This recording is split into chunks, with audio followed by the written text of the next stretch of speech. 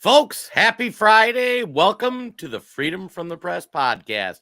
My name is Jason Robertson, and I'm here with my partner in crime, Todd Peterson. Good to have you with us today, everybody. We have a great show, a little hate on Republicans today. Here we are. We don't pick sides. We call it out as we see it.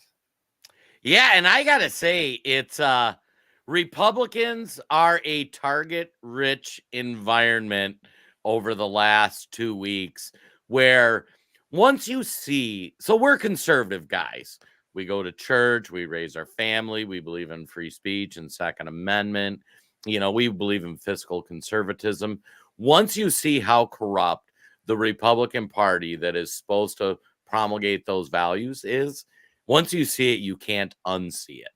And it's remarkable how long it took us and many people on the political right to see these Republican politicians are nothing but blowhards who look for campaign donations from you.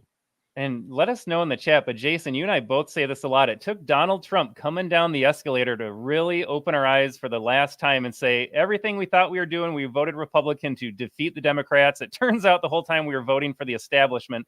There are a few good Republicans out there who actually stand by the conservative values they campaign on. But for the most part, guys, and you know it, and we're going to go through a lot of examples just in the last week of how every time we think we're getting a foot there, Republicans sell us out once again. It is super frustrating. Yeah, and I mean, you name it, from the border deal to the Ukraine funding bill, George Santos seat. It's loaded, and we're gonna go through that on the back half.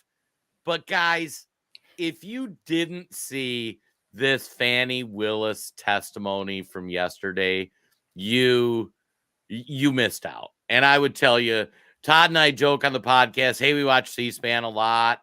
I was riveted to my television set yesterday for an hour and a half watching the whole thing. I didn't know if I was watching Jerry Springer. This woman is ridiculous. It's better than any documentary on Netflix right now. You are watching real entertainment here. But Jason, to our point about Republicans losing on purpose, just know that the Georgia governor, Kemp, has not done anything in terms of investigation, looking at disbarment. He is not going after whatsoever. So Fani Willis was allowed to do all of her nonsense against Donald Trump. And again, Republicans don't do anything. They lose on purpose. But thank goodness we got the Fani Willis trial coming out here, because we all get to see for ourselves just how corrupt she is and how useless she is.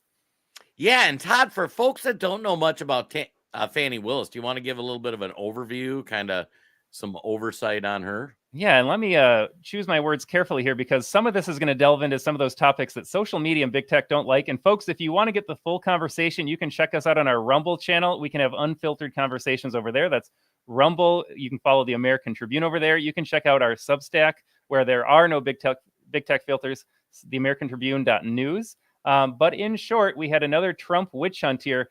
Fani Willis was the person that decided that Trump, with all of his election phrasings and what he said about the 2020 election, that warranted an investigation because he was doing voters a disservice there. And so she charged him with trying to interfere and subdue the election. And she was getting away with it for quite a long time. And she said that Donald Trump was corrupt. But Jason, as it always turns out, the ones saying it are the ones usually doing it. Yeah, and just to add a little more color to Fani, so she's about my age. She's in her 40s, maybe 50. She's been in the Georgia legal system for a long time. She's been a district attorney. When she ran for DA, she ran under the pretext of, I'm going to get Donald Trump. And even though it's really loosely figured out how Donald Trump did anything against Georgia, that was what she campaigned under. So then the charges that she's coming up against Trump and like 19 other defendants are RICO charges. Now, for those who don't know, RICO is put in place to help break up the mob, and it was designed for large criminal organizations, and that's what she's alleging that President Trump committed. And so now this is kind of set to go to trial. It's heating up. There's been a couple plea bargains by folks like Jenna Ellis on this case. And But it turns out the case takes some fascinating twists. And Jason, before we play the clips, I just want to add too, I saw an interview of hers recirculate. I think it was from her first run, maybe in 2019. And she said, I'm not going to sleep with my opponent. So she's running against a man at the time who had some allegations against him, some infidelities. And here she is. She's actually campaigning and she says it. I'm not going to sleep with anybody. And of course, we find out later on that she's not only sleeping with someone, but then hires that same individual to lead the prosecution too. I mean, folks, you can't script this any better. When we say we're watching C-SPAN and enjoying ourselves, we're dead serious. This is better than anything you're going to find on reality TV. This is reality TV. And she ran for office because the previous DA was so corrupt that he was banging people in the office. Oh, we can't have that. Oh, we need to bring, integrity back to the office. And then she starts having this relationship. And some of this stuff, just for some context, the allegations against her, she starts dating this other lawyer who, by the way, was married at the time. They, as this relationship, and she's been campaigning that she's going to go after Trump. She passes over a couple of the big prosecutors that do RICO cases in Georgia, because this is common for like drug organizations, that kind of thing. She bypasses them, even though their bid to the state was less than her lover's.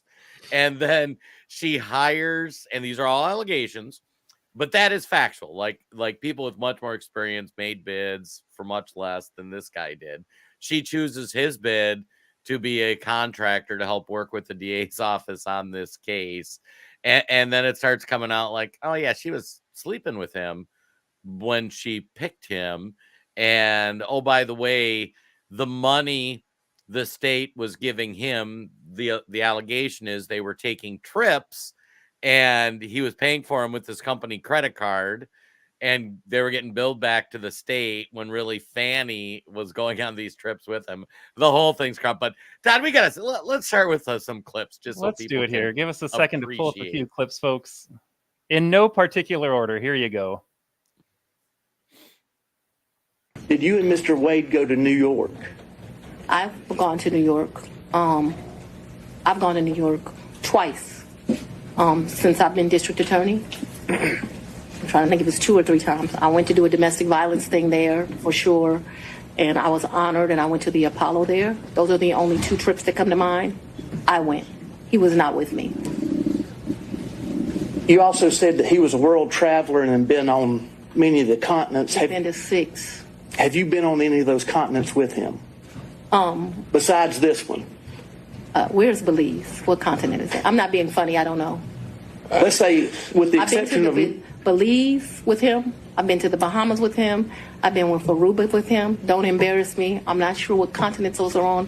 Whatever continents those are, that's where I've been. I'm sure if I gave it some thought, I would tell you. But whatever continents those are, that I've been to those locations, sir. But not Australia or any other continents? I don't even want to go to Australia. I do know he took a trip in December to Australia. I have no. Okay, so not too flashy, but Jason, this clip was worth pointing out because I believe her when she says, I don't know basic geography. Folks, this is the person leading the office going after Donald Trump. It just shows, if you want to bring in DEI, she was certainly around the time of DEI. I think she went to law school before a lot of that nonsense started taking place, but here's someone that doesn't know places on a map right south of the border here, just completely oblivious to a lot of stuff. Yeah, she's dodging, but yeah, she also just doesn't know. Well, yeah, and what's remarkable, so when they rattle off these things, they've got receipts with him and her in New York. They've got receipts of her traveling to other places with him, and she's just sitting there denying it. And all these trips were paid for on his corporate credit card. And then folks, this is just so funny. She paid him back in cash, she said. And so then they go, do you have the ATM receipts for the cash for these trips? Well, no, I just keep a bunch of cash in my house. It's the most remarkable thing. Todd, let's go on to the next clip. Another one. But did you notice too, she says, I've only been to New York twice with him. Oh yeah, you also mentioned lawyer Aruba, Belize. Yeah, you're right. I've been there too. So yeah, and this whole thing was that way where like, have you ever traveled with him? Well, what's travel? Well, travel is when two people go somewhere. Well, we went some places, and then just these excuses and like, oh yeah, I guess yeah, we went there too. Like you forgot your trip to Belize. Yeah, we Like, all forget those trips to those romantic getaways in the Caribbean. right? I know I forget about them all the time. Yeah, let's do another one, Jason. And did the forthcoming indictment have anything to do with that? Or was it just a coincidence? Mr. Let's go on and have the conversation. I'm just asking you whether or not it was a coincidence. Had absolutely nothing to do with this. It's interesting that we're here about this money. Mr. Wade is used to women that, as he told me one time, the only thing a woman can do for him is make him a sandwich. We would have brutal arguments about the fact that I am your equal. I don't need anything from a man. A man is not a plan. A man is a companion. And so there was tension always in our relationship, which is why I would give him his money back. I don't need anybody to foot my bills. The only man who's ever foot my bills completely is my daddy. Oh, hey, hang on one sec, Todd. Hey, Jen, can you make me a sandwich? Yeah, she doesn't want anyone paying for her except you and I, Jason, and all the taxpayers in Georgia. Yeah, good one, Fanny. We really believe you on that one. Strong and independent and mooching off of all of us. Well, and let's just break this down. They ask the question about Fannie Willis, like, is your romantic relationship with him the reason you hired him? Like, that's the question. Like, that's what we're trying to ascertain. And she gives a speech about how I don't need no man, blah, blah, blah, blah, blah. Never answered the question. Never said, no, that was not the reason why I hired him. She just gives this speech. And then put this in perspective, folks. She is with a man as a strong, independent black woman that thinks women should be relegated to making them a sandwich. And this is who she hires above the bids of multiple other more experienced people to prosecute President Trump. So in the day and age of women's rights, whatever your personal relationship or opinion on sandwiches are, that's who she chooses to prosecute President Trump. And she knows apparently about his reputation with women, but notice she had no problem going with him too. Right. It is. It's the greatest hits keep going. Jason, let's just keep doing these videos. These are fantastic. Let's see a meltdown here. Right. Last area, briefly. Yes, sir. You had contact with Mr. Wade in the year 2020, correct? I had some contact with Mr. Wade. Would you explain when you say some contact? Please tell us, talking about 2020. I had some contact with Mr. Wade in 2020. One of the reasons your allegations are so preposterous, or Miss Merchants that you have joined, is... Ma'am, I didn't ask you about the allegations. I asked you about your contact. That's all I ask you, okay? I appreciate that you want to say something, but I'm interested in, did you have contacts with Mr. Wade in 2020? I'm just asking a question, Jason. Is there a zipper on the front of her shirt? I'm just asking, Facebook. And your answer so far has been yes, correct? Very limited contact because he was married. Mr. Wade had a form of cancer that makes your allegations somewhat ridiculous. I do appreciate the I'm characterization. not going to emasculate a black man, but I'm just telling you. I'm sorry, what? I'm not going to emasculate a black man. Did you understand that? Doesn't she come across as so pleasant, Jason? Oh my God. And let's put it in perspective. Once again, for all the censors, this is all alleged, but it was alleged in his divorce proceedings. In the time of 2020, they were having an extramarital affair where evidently there's a bunch of receipts and he had somewhat confirmed it. So the lawyer's just saying, like, you guys were together in 2020. And they go into all these different things. And then anytime a minority lefty like has no defense, what do they go to, Todd? It's the R card. It's racism. I am not going to emasculate a black man. Folks, Wonderful. if you want to watch the entirety, please do. And just notice that for an hour and a half, she sells out this black man all to cover her own ass for it. She has no problem saying, Wade this, Wade that. I'm a strong woman. She has no problem selling him out. But in order to avoid a question in this one instance, then I won't do that to him. Right. Yeah. And Todd made the zipper comment. There's an internet conspiracy theory. She's wearing her dress backwards. And I don't know, for any ladies in the audience, how many dresses do you have with the zipper in the front? Like my wife. I help my wife zip up her dresses, and it's always in the back. She wouldn't need my help if she could zip it in the front, but maybe it's a new style. Maybe TikTok started something that I don't know about, Jason. Yeah, we're not fashionistas. I mean, we're wearing hats. Yeah, we're wearing blue flannel today. Right, yeah. Yeah. So anyways, on with the Fanny. More Fanny. Let's see if she answers a question for once, too. That's before I had to abandon my home, Judge. All right. And at my home in South Fulton, he never came there, okay? So if you don't come someplace, you can't live there. Ms. Willis, I'm going to have to caution you. This is going to be my first time out to caution you. We have to listen to the questions as asked. And if this happens again and again, I'm going to have no choice but to strike your testimony. So we need to break this down. Ms. Merchant's question, I believe, was asking whether you lived anywhere other than South Fulton. So it turns out she won't answer those questions either. Just yes or no. And guys, if you're not watching this, they already know the answer. The lawyer's up there questioning you. They know what the answer is. Fanny knows what the answer is. She's just not going to say it.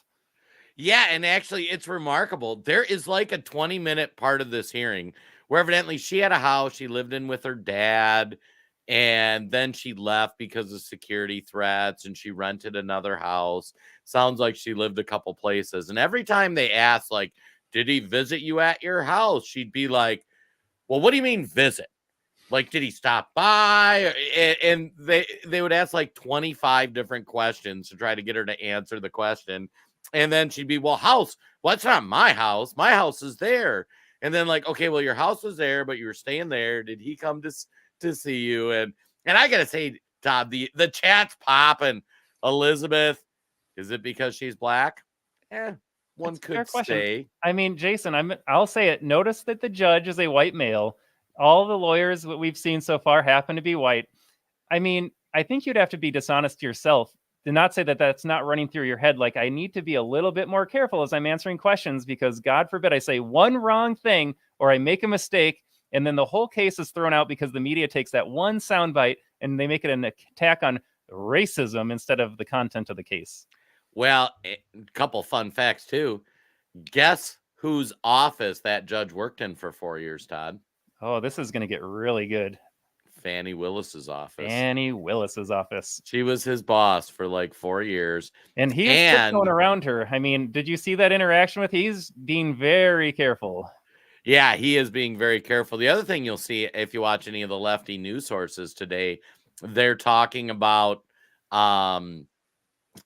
like one of the attorneys started using the phrase like where you lay your head, and they're mocking the attorney. Well, that's because when they kept asking, like, did he visit you where you were staying, trying to get to the fact of, yeah, he was spending overnights in your house in 2020 or whatever. And she kept changing the definition of house, or what wasn't a house, it was an apartment.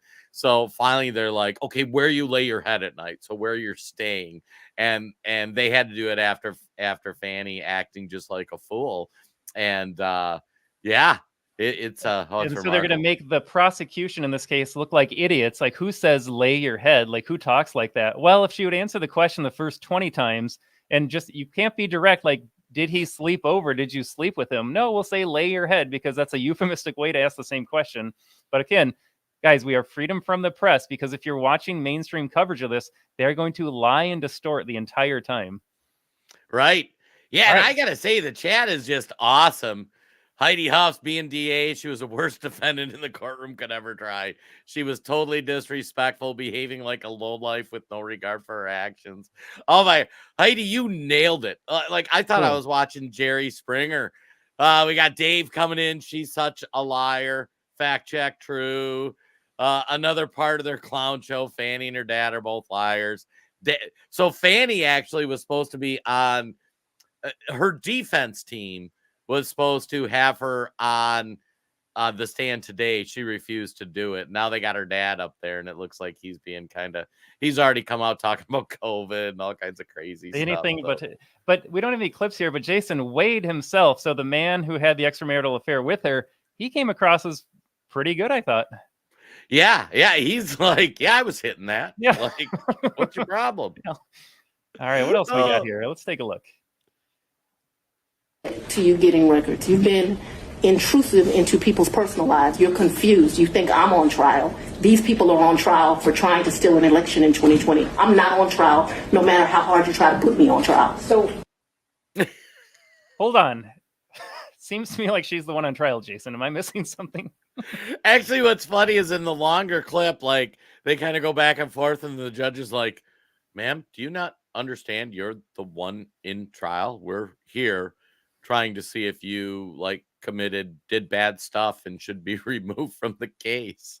Like, this is her, like, if you see it in the cryon, and this is from NBC, FDA Fannie Willis testifies in disqualification hearing. She is on trial, folks.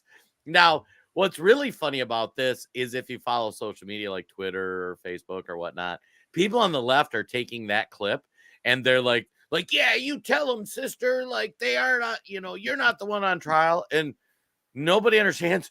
She is the one on trial. This is her disqualification hearing. They are going to try to remove her. And again, because of all the financial and prosecutorial fraud that she is alleged to have committed here, that's what they are trying to get to the bottom of. It is her trial. All right, we got one more clip, I think. that's before I had to abandon my home, Judge. All right. And at my home in South Fulton, he never came there, okay? So if you don't come someplace, you can't live there. Ms. Willis, I'm going to have to caution you. All right, I think we had a duplicate there. But yep, same interaction. You can watch the judge tiptoeing around that. I want to see someone just say, like, not in my courtroom, ma'am. But nope, we're not going to get that from him in this case. Yeah, and it's like, we can't do it justice without, like, playing the whole thing. She's disrespectful. She's lying. They're catching her in lies. She's the entire time. And Jason, I know innocent until proven guilty, but when you watch her demeanor, when you watch her interactions, it only comes across as cover up. And I don't know what else to say. So I'm going to get belligerent to avoid the fact that I have to answer your questions and admit to any wrongdoing here. That's all it comes across as. Yeah. And now, how does this tie back to Republicans? Because this is an important thing to understand. Georgia is a purple state. Like, Georgia is one of those 50-50 states. It's a swing state in the election. Georgia has a Republican governor. They have a Republican Secretary of State. There are Republicans in this state. You've got this clown show who's representing the state of Georgia, who is sleeping with the guy that they hire, pay an exorbitant amount, then travels with him on the state's dime. And to me, not only should Fannie Willis be thrown in jail, where's Governor Kemp? That's a rhetorical question. Where is he? He's not doing anything about this case. He has been silent. Now, after the trial, maybe he gets some stones and he's going to follow where the wind blows. And okay, now I'll do something about Fannie once all this comes out. But he said, boo. Like you said, blatant corruption, alleged corruption here, but it seems pretty obvious what is happening. But Jason, you forgot to mention it's a blue state because Stacey Abrams is also governor. That's right. Stacey, like, it's not illegal for Stacey Abrams to try to dispute the election. And there is one, Vivian Rodham. Vivian, that is the whole, it's all taxpayer money. She went on these fancy vacations to have an extramarital affair thanks to your tax dollars. And by the way, she's going to go after Trump for fraud. Right. And to understand what her story is, that yes, while he put these trips on his credit card, and yes, while he booked everything, and yes, while he did that, I gave him cash for all that. He told me what it cost, and I gave him the cash. And then they say, okay, great. So this is like $2,000-$3,000. Do you have a receipt where you took the cash out of the bank? And she says, well, no, I just had a bunch of cash in my house. And they keep asking probing questions. So you've taken 3 or 4 really expensive trips. You've done all these things, and there's all this cash that's transpired, and you have no receipts for taking the cash out of your ATM account. Yeah, because I don't know about you, Todd. You just got like 10, 20 grand sitting in cash, like under your pillow. Yeah, lying around. I like my money to lose value every day, not getting interest or invested. So I just let cash sit there. And I'm wealthy enough that I can just have that kind of cash lying around, even though, folks, her salary, I think I read, was around $110,000. And I'm going to say that I read this. I don't know if it is true, but I read somewhere that her net worth is in the millions. Again, yeah, it's supposed to be about 8 million is what's being reported. Not sure if that is true or not. I'm just sharing what I read, Facebook. But if that's the case, folks, don't you start asking questions to net worth this amount, cash laying around this amount, net worth that amount. It doesn't quite add up for regular folks. I know what I make every year, and I know that I am not worth $8 million, even though we might have a similar salary. Well, and here's what's funny too, is if you think of Fani Willis, and we won't play the clip on Facebook, but it's available on Twitter and on her Twitter feeds. But she even said on there, "Why, I had cash left over from my DA race election." So like that was a lot of the cash on hand, which is pretty much like a campaign finance violation. So and like I say, Joan makes a great point. It's about Atlanta, not the rest of Georgia. Georgia, one of our business partners actually lives out that way, and he describes Georgia very much like Todd and I, who are from Minnesota, where you have this ecosystem in Minnesota, in the Twin Cities, that is just completely different from the rest of the state. You have the same thing in Georgia, where it's just crazy. Yeah. But once again, the question. Go ahead. No, go ahead. I just wanted to comment on this here. I brought it. Thanks for your comment, Joan, and listening and following along. I hope you find some value out of this podcast. If you do, for Joan and everyone, share this. That's how we get our message out here. But in a sense, it is about Georgia, because Georgia does have a Republican governor right now. And tying that back into the theme of the show, Republicans lose on purpose. Where are Republican leaders in the entire state of Georgia to combat what is going on in Atlanta? Yeah, Fani's in Atlanta. Democrats are corrupt beyond belief in Atlanta, but where are Republican leaders who represent the rest of the red state as this is going on?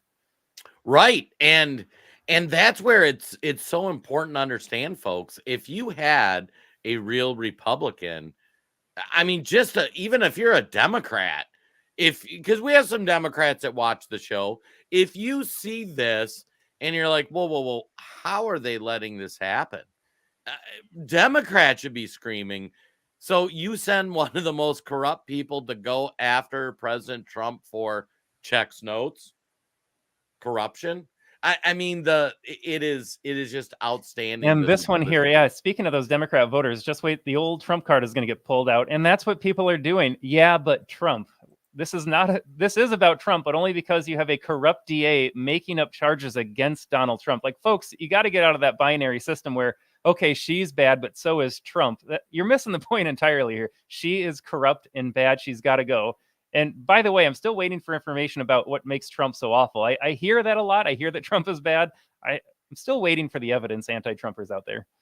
Yeah, and it's funny, because if you follow any left-wing press, they're going to say Donald Trump with his 91 felony charges. And it was funny. I made this point on the podcast I do during the week, the Wayne Dupree Show, the other day. Do you realize President Trump has more felony charges against him than every other president combined, and every member of the House and Senate combined for like the last 20 years? That was as far as I researched. So the question is, you got to ask yourself, every president in the history of the United States, plus every member of the House and Senate for the last like 20, 30 years, is Donald Trump more corrupt than all of those people combined?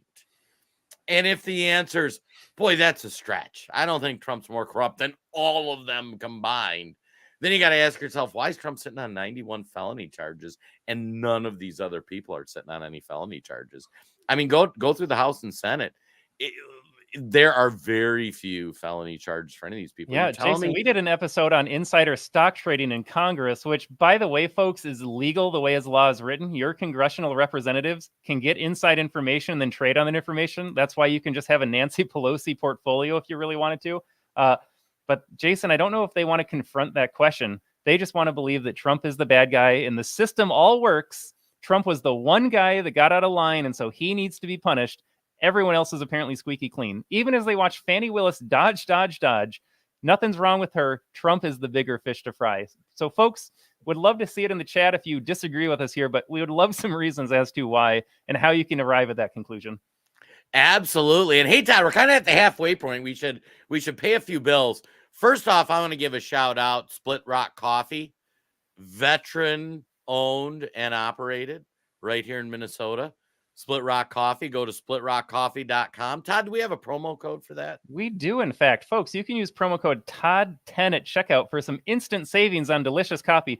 Subscribe today so you never have to worry about going to the store to get coffee again. Never wonder where that next cup's going to come from. They will send you monthly coffee beans right to your house. Makes it as easy as possible. But promo code TODD10 at splitrockcoffee.com.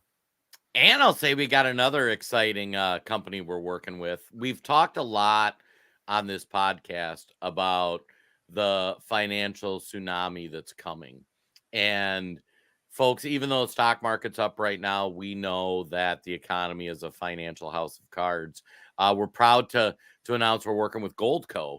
And what Goldco helps you do is take your existing 401k and move it into a precious metals IRA. And the concept of it is 100 years ago, a piece of gold was worth X amount of dollars, and you could trade that gold for 10 loaves of bread. Now, 100 years later, they say, oh, gold's worth, $1,000 now, but you can still only get 10 loaves of bread.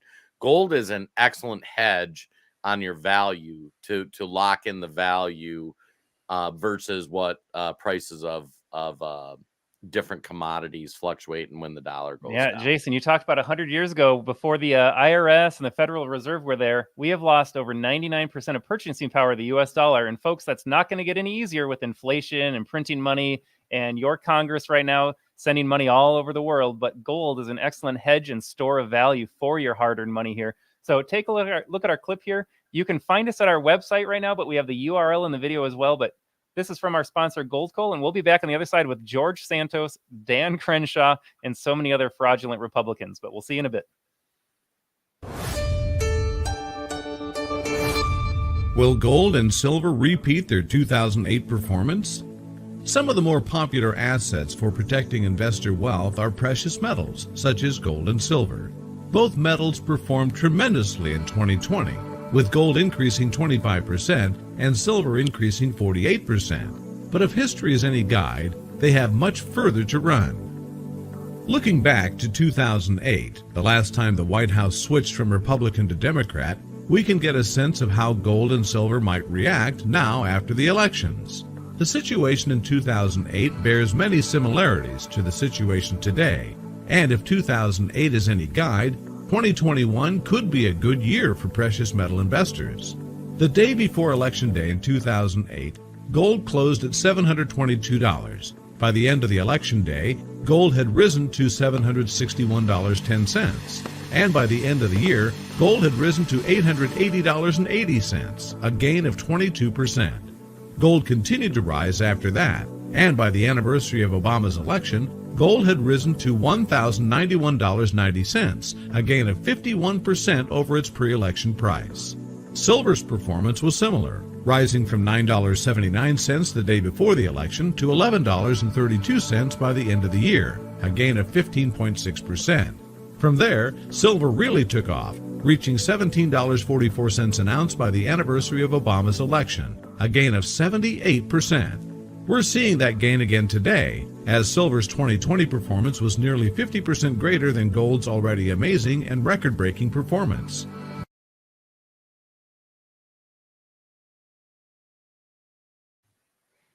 All right, we're back. Giddy up. Before we move on to Republicans, how bad they are, I just had to check Twitter to see Fanny's dad testifying. So, question, did Fanny say anything to you about having large savings of cash? Answer, oh, no. No. Oh, okay, see, well, excuse me. And Your Honor, I'm not trying to be racist. Okay, it's a black thing. Okay, I was trained, and most black folks, they hide their cash and keep their cash, And I was trained to keep you always some cash because I've been places and just because of the color of my skin. For example, I took a fellowship at Harvard when my daughter was just I might, Your Honor, I might, when I was just she was just, maybe 3 years old. And I remember going to a restaurant in Cambridge, Massachusetts, and I had an American Express credit card, maybe a Visa, and what they call traveler's checks. I don't know, but traveler's checks. What? I got it. I gotta ask. We got some black people that watch the show. Like, is that a black thing? Like, do you guys are black people afraid of banks? And they like, I carry cash on me. I have some cash, but like, I'm not basing my entire expenses on carrying cash. That just makes no Well, logical as an aside, sense. I like cash, Jason, more and more because if we move cashless and we go digital currency, we go social credit system, that's a slope I don't want to fall down. So I like cash more and more. But to your point about that testimony, I have no idea what he's talking about. And maybe we're wrong. Maybe it's a cultural thing. But Jason, you and I said that they would pull the race card to deflect. And it certainly sounds like that's what's happening. Right. And like I say, if you're a DA and you prosecute drug dealers and, people doing pedophilia, I mean, all sorts of stuff, you understand the necessity of a paper trail. Like, if you want to be above reproach, you're going to keep your money.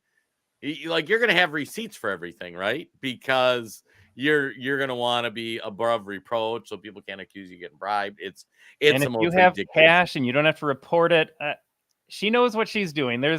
Jason, I'm going to speculate. All that cash is to hide what is happening. I can't believe I have to say that out loud.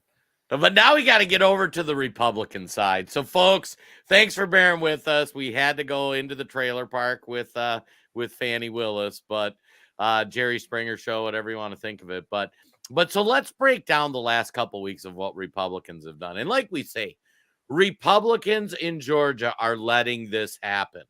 So it's beyond ridiculous. But Todd, give us kind of an overview the last couple weeks for Republicans. Folks, here is the bullet list here. If you were watching the Super Bowl on Sunday, you might have missed that that's when the Senate convened so they could vote on their $95 billion foreign aid bill that's going to send $61 billion to Ukraine, $61 billion more to Ukraine on top of what's already been sent there. They're going to send money to Taiwan and to Israel. That happened late Sunday when you were all distracted by Taylor Swift. Not only that, we just had the runoff race for George Santos' former seat. George Santos, by the way, a Republican congressman who is never found guilty of any crimes. He has never been put on trial. But for reasons, Congress decided that he, of all people, was the one that had to be kicked out. And in the slimmest of margins that they have right now against Democrats, that seat got flipped now to a Democrat in an amazing margin here. And we have a clip of the Republican they ran. It's just atrocious what the Republican Party was trying to do. And then, Jason, an oldie but goodie, I just pulled up some Dan Crenshaw stuff because in recent weeks, Dan Crenshaw was trying to sell to the American people why the border bill was such a good idea, because it only allowed 5,000 illegals to come in every day. And of course, 5,000 if you're not counting people from not Mexico or other situations like that. And so sellout Republicans trying to tell you that the border bill that Joe Biden wants is good for America. Folks, if Joe Biden and Democrats want it, that should just red flags popping up everywhere. The alarm should be sounding. This is the last thing that America needs. But Dan Crenshaw came out and supported it. And then, Jason, I also have a clip of Crenshaw just attacking a 10-year-old girl because that clip will never get old. That'll never get it. Hey, before we go into that, Todd, I got to hit a couple things here. First, I've got to talk to Sylvia. Sylvia, wait a minute. Did I hear correctly? The judge here worked with Fani Willis and she was his boss. This is the first was mentioned. Could this be? Fact check true if you believe their employment records that are publicly available online. And Sylvia, why aren't they reporting that? Right. Wouldn't you think? Because when the Joe Biden report came out saying he was mentally unfit to stand trial, we covered that last week. The news cycle has been, oh, this is a partisan, whatever. So do you really think the judge overseeing Fani Willis, whether she should continue to be prosecuting President Trump? I probably wouldn't want her ex-employee doing it. How many judges do they have in Atlanta? is this a coincidence that of all the judges they had there, that it's his courtroom she ended up in? Right. And once again, Governor Kemp is allowing this to happen. And back to the Republican suck thing too is so what you got to understand when we're talking about Republicans, do you guys realize like Republicans take how much or Congress takes how much vacation time? Like the House just convened for 2 weeks. More than public school teachers, Jason. Yeah, I mean, they work less than the post office. So after the border deal got shot down with this funding in it, which we broke down last week, one of the most awful border deals in the history of border deals. It allows 1.8 million illegals in every year. We did a full breakdown last week. But on top of that, so they pulled out all the border stuff and just sent $95 billion to the Senate. The Senate works on Super Bowl Sunday and approve this, and then or to get it onto the floor for a vote. So while everybody's distracted, they're working on Super Bowl Sunday to send hundreds of billions of dollars overseas. Like, your Senate doesn't work for you to solve your problems, but they need to send the money.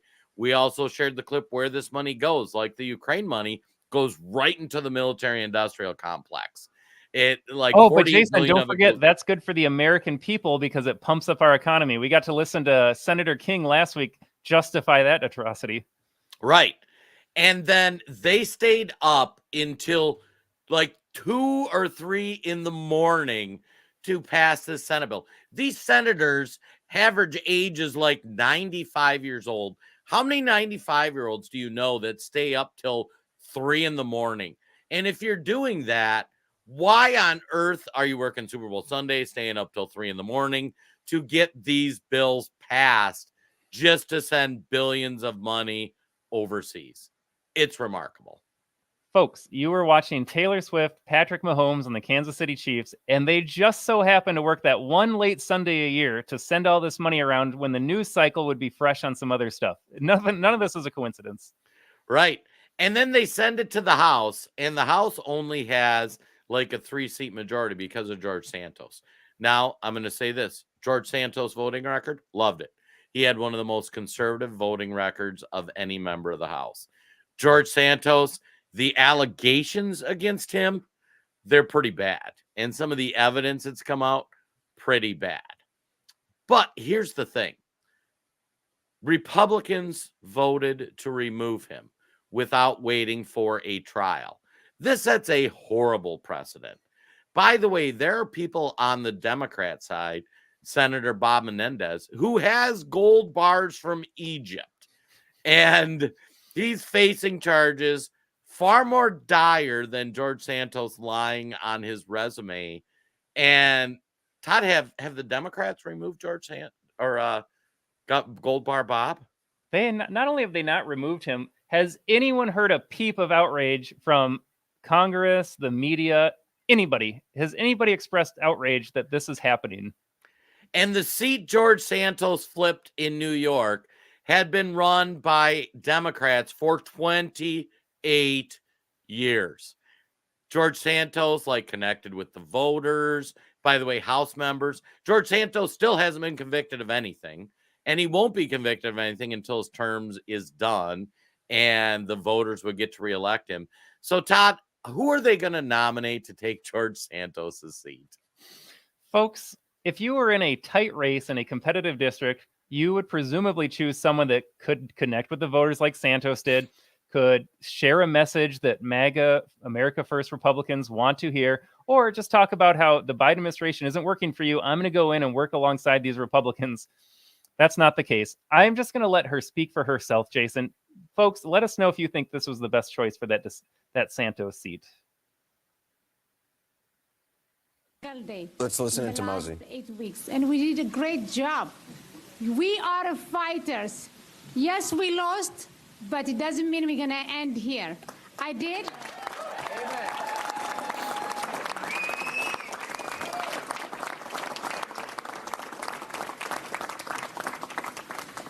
I did call my opponent. I congratulate. Jason, look down below. She lost 58-41 in a race that just 2 years ago Santos won. But folks, look at her. Did you listen to her? This is the last person you want to run in that seat. I don't know what she's talking about. I don't want to be mean to her. It sounds like she has a great record, a great resume, but this is not someone that's going to connect with the voters. And for the life of me, I see a woman of color here. This is who Democrats love. Not a peep from the media. And the man that beat her is a white male. I mean, when you talk about the racial narratives and all this nonsense, it's thrown out the window entirely when it comes down to power. They do not care about your skin color or your race at the end of the day. They're just going to try to convince regular people that that's a thing. Yeah, I was going to say, if this race were reversed and she was the Democrat candidate, all you would have heard about, we need to push more diversity into the Congress. Like, that would have been the whole narrative. Here's a black person running against another white Republican. Roles are reversed. No peep about her race. And I'm going to say she used to be a Democrat until recently. She is not very pro-Trump. Trump didn't endorse her, which I don't know if people know this. The path to the White House and controlling Congress is pro-Trump Americans. And Kevin McCarthy and the other people that control the purse string still for donations, they sent her $10 million to run.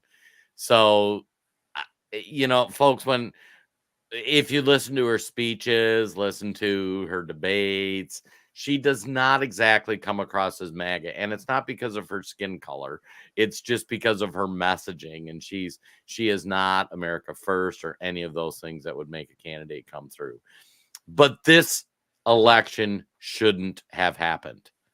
George Santos should not have been removed until he was convicted. This should not have happened. And now we've shrunk our majority in the House. Shaking my head, Jason. So you can see at the bottom left, if you're watching us live here, needed to control 218. Republicans are down to 219. So if one other of these frauds decides to resign, as we have seen now, McCarthy left after he got booted from the speakership. A few others have left here. They got rid of Santos. Folks, we are basically one Republican representative away from having a deadlock in Congress. And I don't know if I need to tell you this, but Biden's already in the White House and the Dems control the Senate. Correct. So Republicans shot themselves in the foot on this one. Todd, how else have we shot ourselves in the foot this week? Well, let's talk about border bill for a second here, folks. I'm just going to let Dan Crenshaw speak first, and then we'll on the back end here break this down a little bit more in terms of the voter and the border situation. Height of stupidity is having a strong opinion on something you know nothing about. I'm extremely disappointed in the very strange maneuvering by many on the right to torpedo a potential border reform bill. If we have a bill that, on net, significantly decreases illegal immigration, and we sabotage that is inconsistent with what we told our voters we would do. People will make up whatever reasons they want to. There's a number of them, I'm sure. But it would be a pretty unacceptable dereliction of your duty. The height of stupidity is... I can't. This guy is the worst. Here's McCain 2.0 coming out and saying because the border right now maybe has 3 million illegal crossings a year, he's going to cut it down to around 2, and somehow that's a victory for the American people. I don't know about you, Jason, but if we have 2 million illegal entries every single year into this bill, and let's say it lasts forever, 2 million a year? I mean, my math isn't that great, but after a while, you can see how that's not going to be tenable. Yeah, and, shout out to our viewers in Texas. You guys cool with that? Dan Crenshaw, he's from your state. He represents you guys. You're cool with 1.8 million people coming in, hanging out in Texas, unless Abbott sends them somewhere. This is the border bill that he is pushing for. And I'm here to tell you, folks, to be honest, I don't think he supports that border provision. It's because that border bill was tied to $90 billion of foreign aid that goes to the military industrial complex. And Todd, let's keep going down the Crenshaw rabbit hole. Crenshaw. All right. This one's actually tough to watch. Yeah. Who hasn't heard, Crenshaw said, quote, "The most important thing here is that we have important hero archetypes that we look up to. Jesus is a hero archetype, Superman is a hero archetype. Real characters too. I could name 1,000. Rosa Parks, Ronald Reagan, end quote. I can't wrap my head around this. Well, I'll help you. Put a period after the word Jesus and don't question my faith. Wow. Okay, that's I will point out, this was before his re-election recently, so apparently enough voters didn't care that he was just bashing a 10-year-old. And Mr. Smug here, again, he's calling you and I stupid, Jason, if we don't see the greatness in the border bill that he's trying to promote here. And apparently it's okay to attack a 10-year-old reading back his own quote. Those were his... Folks, she wasn't asking a question. She was just reading a quote from him back to him to get a response, and that's how he reacted.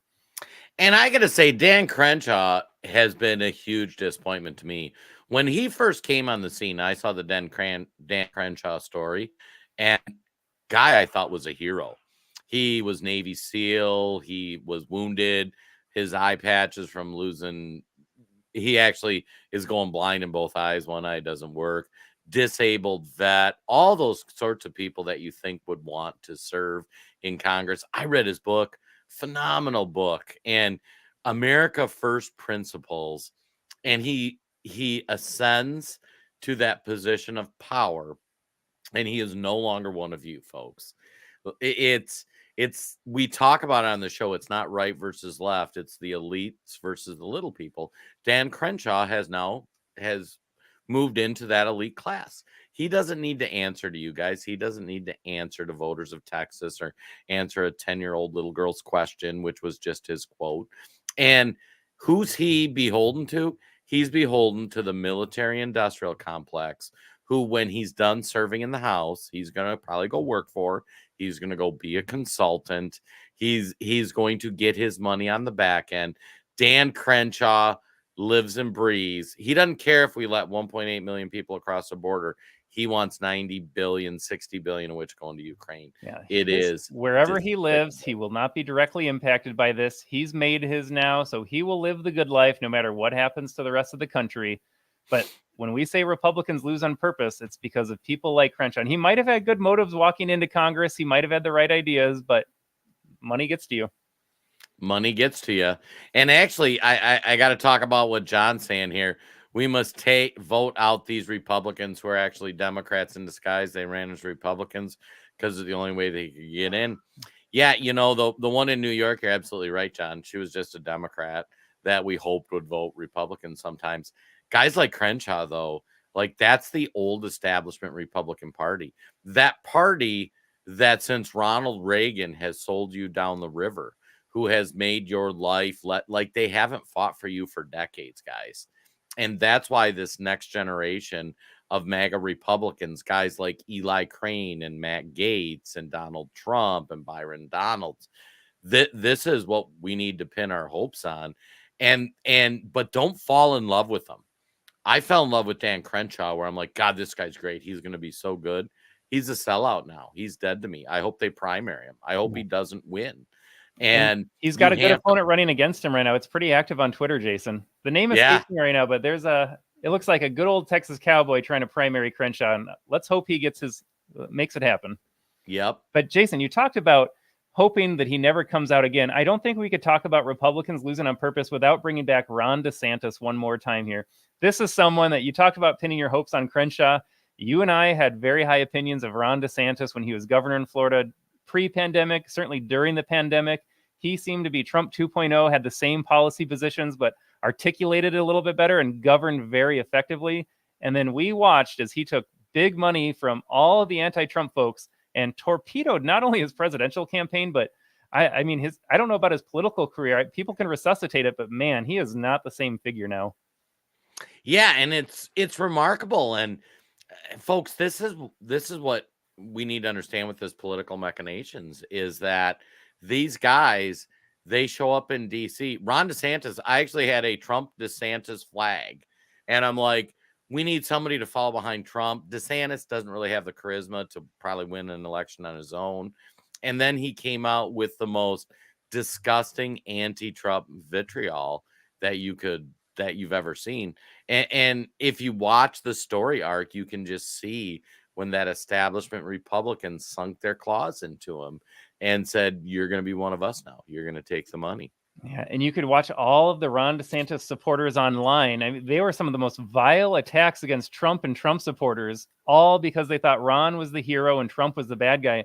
And look, folks, not everyone likes Trump for a variety of reasons, but at the end of the day, name a better MAGA America First candidate. It's Donald Trump right now. And for them to so blatantly try to accuse Trump of being the wrong person, it's only Ron DeSantis.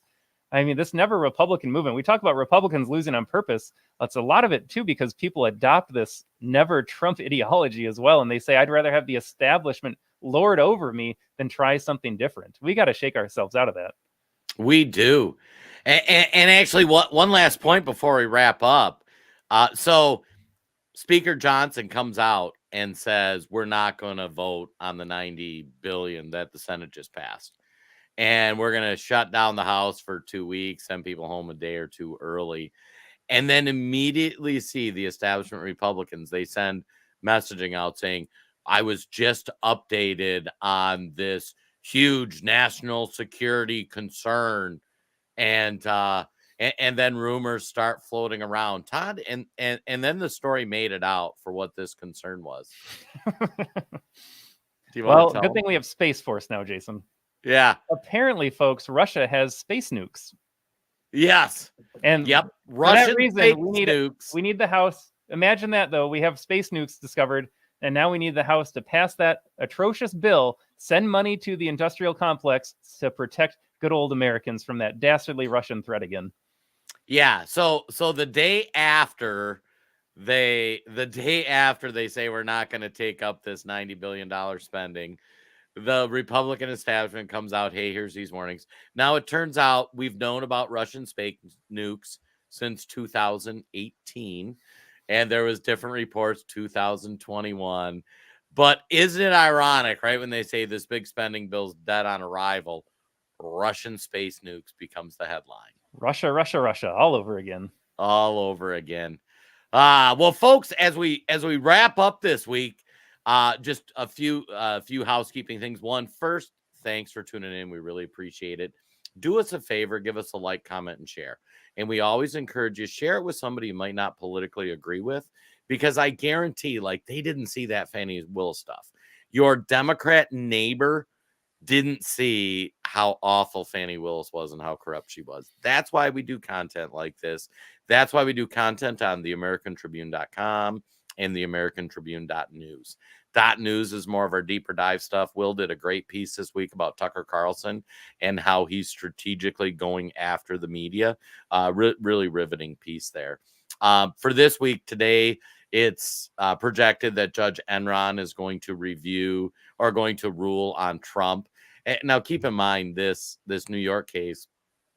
The case revolves around Donald Trump taking out loans, potentially fudging the values of his properties that the bank didn't even use to consider when issuing the loan. He took out the loans, paid the loans back with all the interest. The banks are completely happy. The banks have testified that we don't even pay attention to what they say their properties are worth. And Judge Enron is going to rule today. And Todd, what's your prediction for the ruling? Anti-Trump all the way. This guy is a clown. I would be astonished, Jason, if he ruled in Trump's favor. I think Trump witch hunt continues. Trump's going to be liable for $1 billion in damages, just like he has to pay E. Jean Carroll right now, a ungodly amount of money here. It will continue. Judge Enron is part of the machine here. And I don't even know if he's the one making the decision, Jason. I would want to follow his bank records after a while, too, if I'm being honest. Yeah, my prediction will be Judge Enron, $500 million judgment against Trump, and ordered him to not have LLCs. They're going to kick Trump out of New York City. That's my guess. We're expected to get word on it later today. Maybe it won't be today.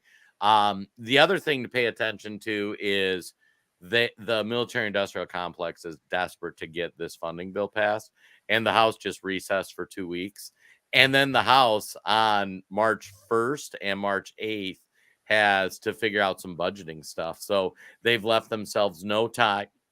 You're going to see another continuing resolution or omnibus bill, folks, because Republicans lose on purpose. They will find a way to lose again, and not just find a way. They're going to create the way to lose, because that's what they do, folks. Yeah.